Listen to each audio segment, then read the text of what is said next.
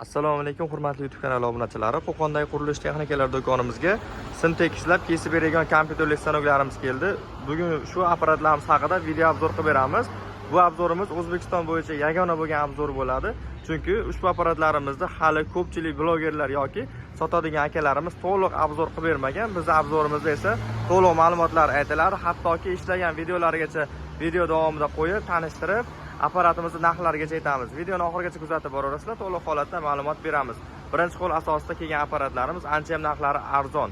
Xo'p, endi manzilga keladigan bo'lsak, manzil Qo'qon shahar Navoiy Massif Malina Sitavon yonginasida joylashgan qurilish texnikalari va svarka apparatlar do'koni bo'ladi.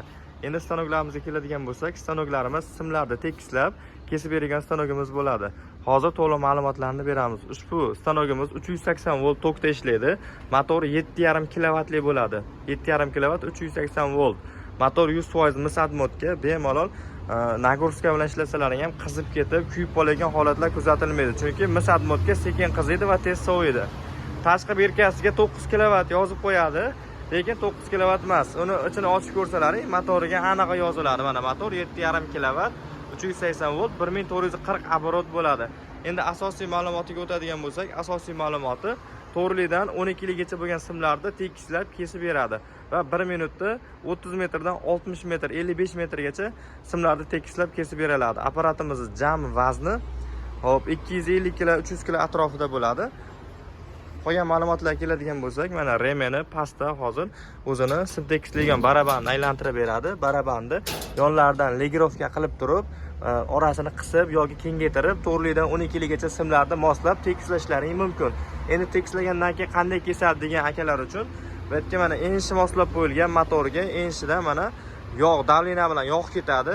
Gidrobochok mana bu joyda joylashgan. 18 litr, 20 litr atrofida moy quyiladi gidrobochokga. Moyni o'sha TAT17 korobkalarga quyilgan moydan quyib qo'yaverasizlar. Va bu yerda o'zi mana kabeli bor, tokka ulab qo'yilsa, moyni haydab beradi. Mana shu holatda bu yerda kesadi.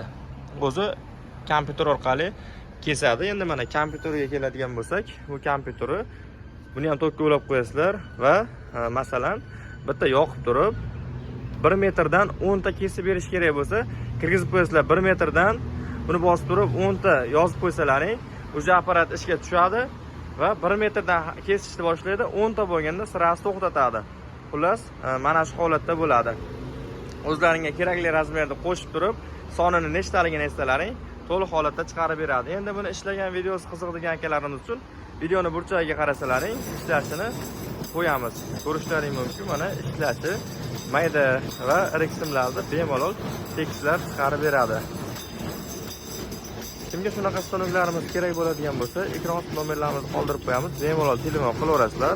Optim narxlarda donaga va optim sotaman degan akalarimizga ham apparatlarimizni yetkazib beramiz. Birinchi qo'l asosida dastavkalarimiz tekin holatda, asosiysi garantiyalari 6 oy. O'zining ichidan garantiya qog'oz daftarlarigacha chiqadi. 6 oy ichida zavodskiy defekt orqali buzilib qolsa garantiyalari bor. Narxiga keladigan bo'lsak, narxini $980 dan 7,5 kilovatligini qilib beramiz. Do'konda ichkarisida esa bundan kichkinalari ham bor. Xullas, qurilish texnikalarida hamma turdagidan bor. Armatura GIP GV40 model, GV45, 45 kompyuterli modeli, 50 lik model hammasidan bor, 55 lik model, sim tekislab kesadigan ruchniy varianti, armatura kesadigan stanoklar